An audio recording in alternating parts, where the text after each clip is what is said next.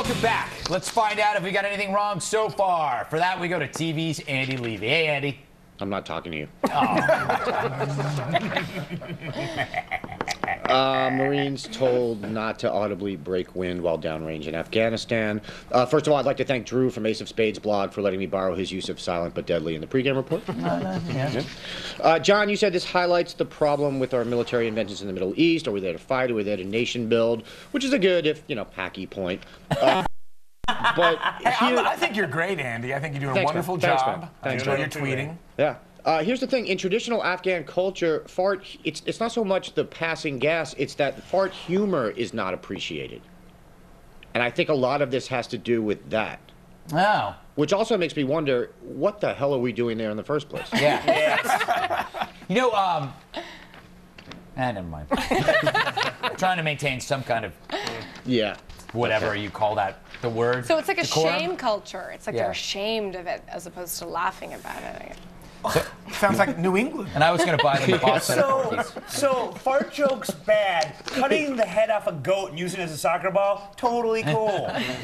I don't get it. It does sound like New England, though, John. Thank you, Andrew. I heard you. Brooke, you said we're talking about Marines, the finest of all soldiers. Well, they're not soldiers, they're Marines. Okay. As a former soldier, I resent you saying that Marines are the finest soldiers. Correct. And I don't think Marines would be happy about it either. Okay. I'm sorry. That's okay. Don't apologize to me. Apologize to the Marines who are bravely defending our great country. Troops, every single division of our army. Okay. Marines are not in the Army. Oh my God! Okay. They're in the Marines. So then what? Okay, so it's different. Isn't the Army sort of an umbrella word that encompasses everyone? Hey, why don't you break out the whole Canada right now, you commie? Letters. You got your Army, you got your Navy, you got your Air Force, you got your Marines, and you got your Coast Guard. I made a mistake. I'm sorry. It's okay. I don't usually admit it, so. It's true. Joe, I was going to say Marines who do pass gas won't be punished until they're actually caught in the act, according to the Marine Corps' don't ask, don't smell policy. But you took that little piece of joy from me. That's what I do, Andy. Yep. Now, since it's an international effort, is a Dutch oven still allowed? I would think I got one of those from IKEA. I would think under NATO command it would be. Good. Blue helmets. Yeah. You win. That's terrible. Blue helmet. I don't know what that means. I don't. Yeah. Lastly, for you Marines watching at home, you should know that yoga poses such as Salamba Sirsasana and Viparita Chakrasana are useful in lessening problem flatulence caused by excessive consumption and inactivity. Ah, well, there you go. Or so I read on some website. Yeah. Yeah. We are not a service program. Absolutely. Absolutely. 8 of 10 members of Congress have no business or economics background. Brooke, you brought up the fact that it's not so much that they don't have degrees or anything like that, it's that they don't have actual experience, and I totally agree. But here's the thing, members of Congress, they don't have a medical background, but they have no problem passing health care reform, et cetera, et cetera. This is what they do. C'est le problème. I don't speak Spanish. Well, that's the problem. I mean, you don't really need anything to be elected to hold a legislative position. You just have to win votes. Yeah. So. Yeah, I agree. But I don't think that's the problem. I mean, you shouldn't have to. No, but we should hope that their aides and the people who are advising them actually do have appropriate backgrounds. I mean, that should be part of the study too. Right. Greg, what's a 5-OK? It was an old pair of jeans that were quite popular in the early 80s. Remember the 501ks? Yeah, you said 5-OK. Well, that's the slang. Oh, all right. I'm not hip to your jean slang, Daddy-O. Yeah. John, I agree with you. I don't need a CEO president. I need a president who articulates principles and hires the right people around him to carry that out. I agree with you agreeing with me. Yep.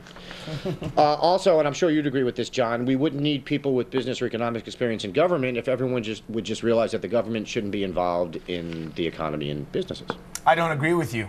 Damn it. Go Kings! Thought I would sneak that one by you. No. Brooke, I'm with you on the UN, though I don't know what it has to do with having people with business experience running the government. I just like bashing the UN any chance I get. Which I'm all for. If you invite me on the show, you know you're going to get that. That's why we invite you on the show, bro. Yeah. Alec Baldwin. Greg, you pointed out that I retweeted 2 of Alec Baldwin's tweets Tuesday night. Right. But now, in the light of day, I'd like to apologize to Alec Baldwin. Okay. No, I'm just kidding. Ah. Greg, I don't think Baldwin has anyone tweet for him. I think it's pretty clear he's tweeting himself. All right.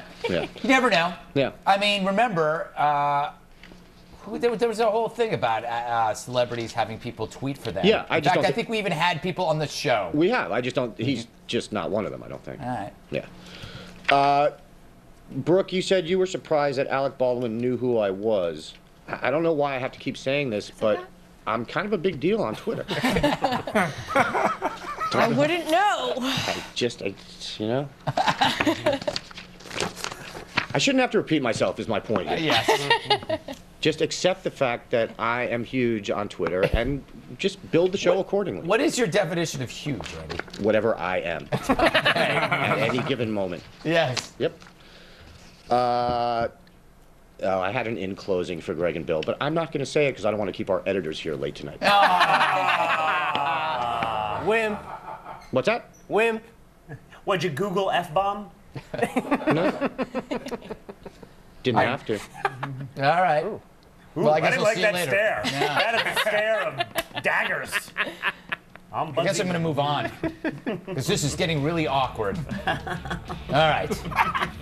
He's still staring at me. Even off camera, I can feel the heat of his blue eyes, searing bullet holes in my skull. See, I told you, it's still there. All right, go away. Get him off the camera. Is he gone? No, he's still there. All right, coming up, is running a Child's Rights Institute a great front for underage slavery?